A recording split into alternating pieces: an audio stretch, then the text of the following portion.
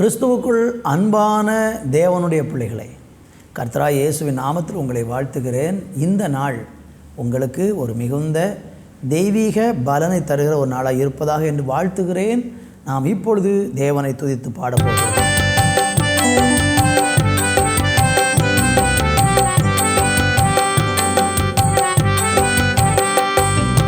நேச அழகுள்ளவர்,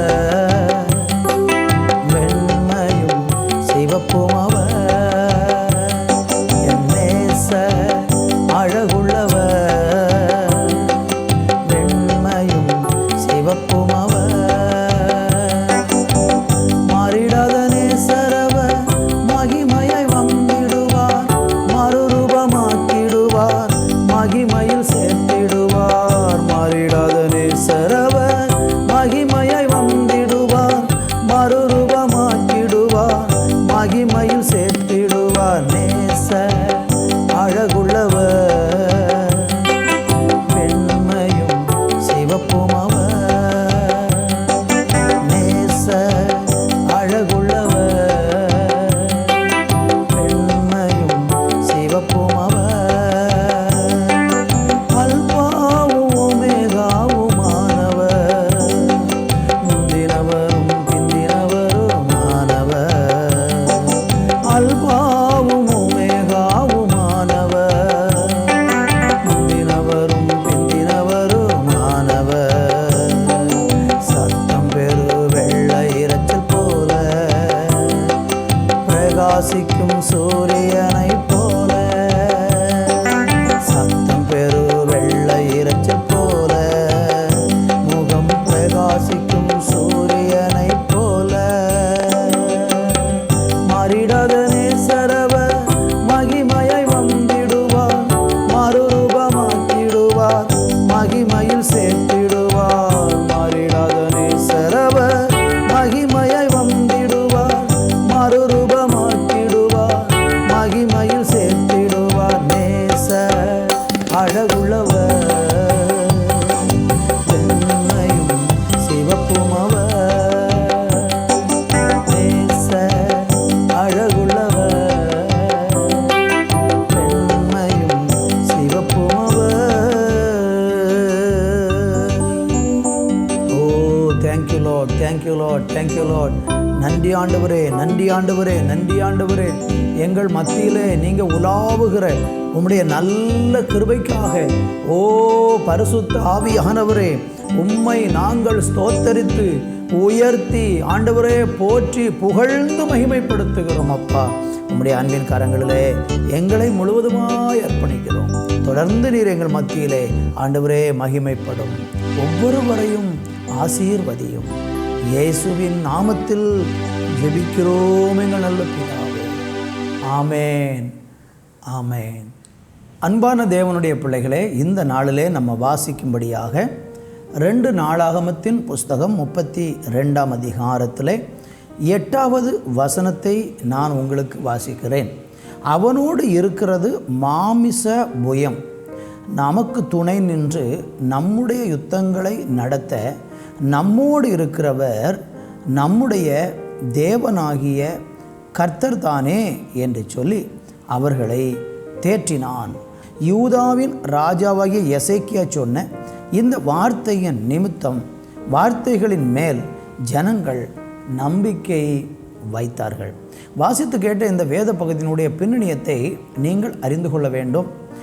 அசீரிய ராஜாவாகிய சனகரிப் வந்து யூதயா ராஜாவாகிய இந்த எசேக்கியாவை அவனுக்கு விரோதமாக தீமை செய்யும்படியாக ஒரு பெரிய கூட்டத்தை தயாராக்கி அவனுக்கு இருந்ததான எல்லா நீரூற்றுக்களையும் அவன் தூர்த்து போட்டு, இப்படியாக அவனுக்கு விரோதமாக சில தீமையான காரியங்களை செய்யும்படி ஒரு பெரிய திட்டத்தோடு கூட அந்த அசீரிய ராஜாவாகிய சனகரிப் வந்து செயல்படுகிறதை இங்கே பார்க்கிறோம். அவன் யூதேய தேசத்துக்குள்ளே பிரவேசித்து அங்கே அரணான பட்டணங்களுக்கு எதிராக பாளையம் இறங்கி அவைகளை தன்வசமாக்கி கொள்ள நினைத்தான் என்று 1வது வசனம் சொல்லுகிறது. இப்படி அவன் ஒரு பெரிய திட்டத்தோடு கூட வந்தபோது பெரிய ஒரு கூட்டமாக அவன் வந்திருக்கிறான். அந்த நேரத்தில் கவனியுங்கள், இந்த எசேக்கியா ராஜா ஜனங்களுக்கு சொன்ன ஒரு அருமையான வார்த்தை தான் இங்கே நம்ம வாசித்து கேட்டோம். என்ன வாசித்து கேட்டோம்? சனகரிப்போடு கூட இருப்பது என்னவென்றால் மாமிச புயம். அழகாய் சொல்லப்படுது, அவனோடு இருக்கிறது மாமிச புயம். ஒரு மனுஷன் மாமிச பலத்தோடு தேவனுடைய வல்லமையை பெற்ற தேவ ஜனத்தோடு எதிர்த்து நின்றால் 100% அவன் தோற்று போவான். அவனுடைய மாமிச பலம் எவ்வளவு பெரிதாக இருந்தாலும், எவ்வளவு அதிகமாக இருந்தாலும், நீங்கள் ஒரு தேவனுடைய பிள்ளையாக இருந்து தேவனை சேவிக்கிறவர்களாக இருப்பீர்கள் என்றால் எந்த ஒரு மாமிச புயமும் உங்களை மேற்கொள்ளவே முடியாது.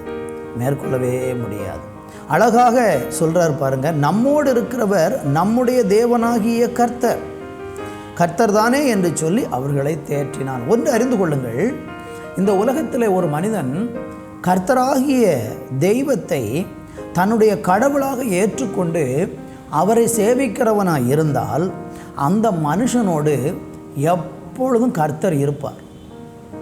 மனுஷன் சில தீங்கு செய்வதற்கு அவனுக்கு விரோதமாக எழும்பலாம், அவனை அழிப்பதற்கு எழும்பலாம், கொல்லுவதற்கு எழும்பலாம், அல்லது ஏதோ ஒரு விதத்திலே அவனை ஒன்றுமில்லாமல் ஆக்கி போட சில மனிதர்கள் முயற்சிக்கலாம்.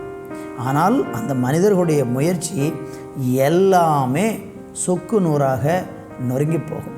நீங்கள் நேரம் எடுத்து அந்த பகுதிகளெல்லாம் நீங்கள் படித்து பார்த்தீங்கன்னா வேதம் நமக்கு தெளிவாக சொல்லுகிறது, இந்த சனகரிப்பு இவர்களுக்கு விரோதமாக எழும்பி இவர்களை அழிப்பதற்கு எடுத்த அந்த முயற்சியிலே அவன் முற்றிலுமாக தோல்வியடைந்தான் என்று வேதம் நமக்கு தெளிவாக சொல்லுகிறது. அன்றைக்கு ஆண்டவர் ஒரு தூதனை அனுப்பின போது அந்த ஒரு தூதன் 1,85,000 பேரை சங்கரித்த சம்பவம் நீங்கள் அந்த வேத பகுதியில் பார்க்க முடியும். ஒரே ஒரு தூதன். பாருங்கள், ஒரு மனுஷன் ஒரு தேவனுடைய பிள்ளைக்கு விரோதமாக பொல்லாங்கு செய்யும்படியாக, தீமை செய்யும்படியாக மாம்ச பலத்தை நம்பி எழும்புவான் என்றால் அவனை ஒரு தூதன் போதும் அவனை இல்லாமலாக்கி போடுவதற்கு. எனவே காரணம் இல்லாமல் உங்களை பகைத்து உங்களுக்கு விரோதமாக தீமை செஞ்சு உங்களை எப்படியாகிலும் அழித்து போடணும்னு சில மனிதர்கள் முயற்சி செய்கிறாங்கன்னா நீங்கள் அவங்களுக்கு பயப்பட வேண்டாம். ஒரு காரியத்தை நீங்கள் தெளிவாக நம்புங்கள். அங்கே எசேக்கியா சொன்ன வார்த்தையை கவனிங்கள், நம்மோடு இருக்கிறவர் நம்முடைய தேவனாகிய கர்த்தர் என்பதை நீங்கள் மறக்க வேண்டாம். முந்தின வசனத்தை பாருங்கள், நீங்கள் திடன் கொண்டு தைரியமாயிருங்கள், அசீரிய ராஜாவுக்கும் அவனோடு இருக்கிற ஏராளமான கூட்டத்திற்கும் பயப்படாமலும் கலங்காமலும், அவனோடு இருக்கிறவர்களை பார்க்கிலும் நம்மோடு இருக்கிறவர் அதிகம். மறந்து போகாதீங்க. எனவே இந்த நாட்களிலும் நீங்கள் மாம்ச பலத்தில் எழும்பி உங்களுக்கு விரோதமாக செயல்படுகிற மனிதர்களுக்கு எதுவும் செய்ய வேண்டாம். நீங்கள் கர்த்தரை நம்பி அவரை சார்ந்து நின்று பாருங்கள். கர்த்தர் உங்களுக்காக யுத்தம் பண்ணி பெரிய வெற்றியை தந்து ஆசீர்வதிப்பார். இந்த நாளில் அப்படிப்பட்ட ஒரு வெற்றியை பெற தேவன் உங்களை ஆசீர்வதிப்பாராக. ஆமென். நல்ல பிதாவே, இந்த நாளிலே அப்படிப்பட்ட ஒரு வெற்றியை, எசேக்கியாவுக்கு கிடைத்த ஒரு வெற்றியை எங்களுக்கும் தந்து மாம்ச புயத்தோடு எழும்புகிற மனிதர்கள் மடங்கடிக்கப்பட்டு இயேசுவின் நாமத்தில் தேவ பலத்திலே நாங்கள் எழுந்து நிமிர்ந்து நிற்க கிருபை செய்யும். இயேசுவின் நாமத்தில் பிதாவே. ஆமென். ஆமென்.